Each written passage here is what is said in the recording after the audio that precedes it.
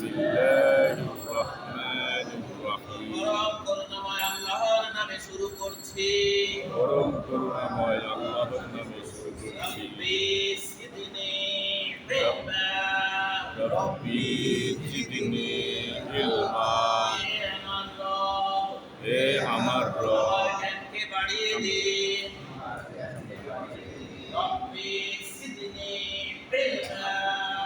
ربي زدني علما হে আমার রব, আমার জ্ঞানকে বাড়িয়ে দিন। রব্বি জিদনি ইলমা। ربي زدني علما হে আমার রব, আমার জ্ঞানকে বাড়িয়ে দিন। রব্বি ইশরাহ লি সাদরি ওয়াইয়াসসির লি আমরি ওয়াহলুল উকদাতাম মিন লিসানি ইয়াফকাহু কওলি।